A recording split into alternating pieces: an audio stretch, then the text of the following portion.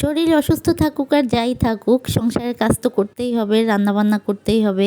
দেখা গেল যে বাইরে থেকে ছুটি নেওয়া যায়, অফিসের কাছ থেকে ছুটি নেওয়া যায় শরীর অসুস্থ হলে, কিন্তু সংসারের কাছ থেকে ছুটি নেওয়া যায় না। আসসালামু আলাইকুম, কি অবস্থা সবার? সবাই কেমন আছেন? ফারিয়াজ ব্লগে সবাইকে স্বাগতম। অনেকদিন পর একটা ব্লগ নিয়ে আসলাম। তো এখানে হচ্ছে আমি গরুর মাংস রান্না করব। তো গরুর মাংস ভিজাই দিছিলাম, এখন এটা ধুয়ে পরিষ্কার করে নিচ্ছি ভালো করে। গরুর মাংস রান্নাও করব আর হচ্ছে ডাল রান্না করব।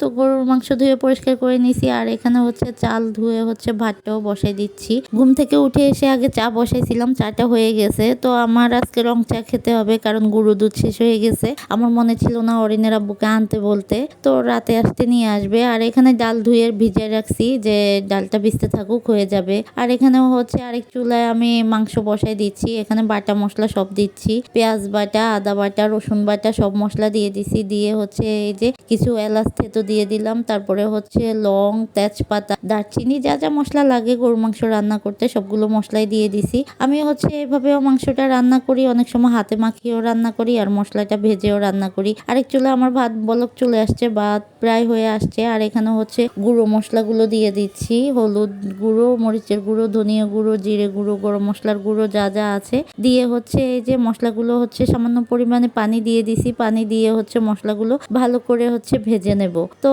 যাই বলছিলাম, আসলে শরীর অসুস্থ থাকুক যাই থাকুক, বাসার কাজ তো করতেই হবে, কিছু করার নাই। রান্না না করলে না খেয়ে থাকতে হবে।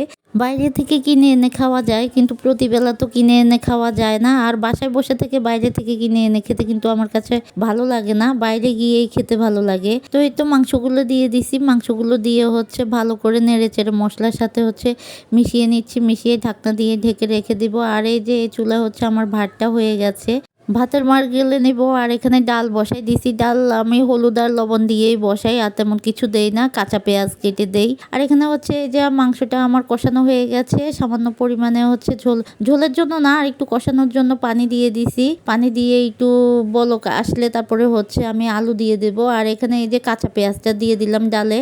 আর এই যে মাংসে হচ্ছে আমি নেড়ে চেড়ে হচ্ছে মাংসটা মিশিয়ে যেন নিচে না লেগে যায়, তার জন্য নেড়ে দিলাম। নেড়ে হচ্ছে এই যে আলু দিয়ে দিচ্ছি। আমরা হচ্ছে আলু খোর ফ্যামিলি, আলু না দিলে তো চলবেই না, কারণ মাংসতে আমরা আলু খাই। মাংস কেন, আমি যে কোনো তরকারিতেই আলুটা একটু বেশিই খাওয়া পড়ে আমার। ডাল ফুটে গেছে, ডালটা হচ্ছে আমি ঘুটনি দিয়ে ঘুটে নেব। ঘুটে হচ্ছে জলফাই দিয়ে ডাল রান্না করব। ফ্রোজেন করা জলফাই ছিল, জলফাই দিয়ে দিলাম। মাংস আমার কষানো হয়ে গেছে, এখন মাংসটা নেড়ে হচ্ছে আমি ঝোলের জন্য এখানে কিছু পানি দিয়ে দেব, একটু বেশি করেই দিব, কারণ গরুর মাংস হতে একটু সময় লাগে। তো আমি বারবার করে কষিয়ে নিয়েছি একটু সামান্য পরিমাণ করে পানি দিয়ে। এখন ঝোলের জন্য পানি দিয়ে দিছি, দিয়ে ঢাকনা দিয়ে ঢেকে রেখে দিছি। আর এই যে আমার ডালটা হয়ে গেছে, জলপাইয়ের ডালটা। এখন নামিয়েও হচ্ছে বাগার দিয়ে দেব। তো বাগার হচ্ছে অনেকেই হচ্ছে জিরা দেয় বাগারে, তারপরে হচ্ছে শুধু রসুন দিয়ে বাগার দেয়। আমি হচ্ছে এখানে রসুন আর পেঁয়াজ দিয়ে বাগার দিয়ে দিছি ডালে। আমার ডালটা হয়ে গেছে। আজকে শুধু আমার কথা বেজে আসতেছে, কেন জানি বুঝতে পারতেছি না,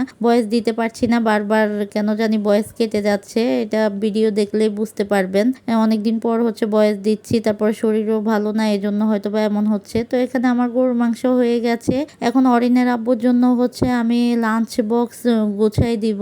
ও হচ্ছে অফিসে খাবার নিয়ে যাবে, যেহেতু সকাল সকাল রান্নাটা করে ফেলছি, এই জন্য তাকে হচ্ছে খাবার দিয়ে দেব। খাবার বাসা থেকে না দিয়ে দিলে ও হচ্ছে দুপুরবেলা খাওয়া দাওয়া করে না, বাইরে খেতে চায় না, এই জন্য খাবারটা আমি সকালবেলায় রান্না করে দিয়ে দিই। তো এই তো আমার রান্নাগুলো হয়ে গেছে। তো এই তো আমার ভিডিও যদি ভালো লেগে থাকে লাইক কমেন্ট করে পাশে থাকবেন। সবাই সুস্থ থাকবেন। আল্লাহ হাফেজ।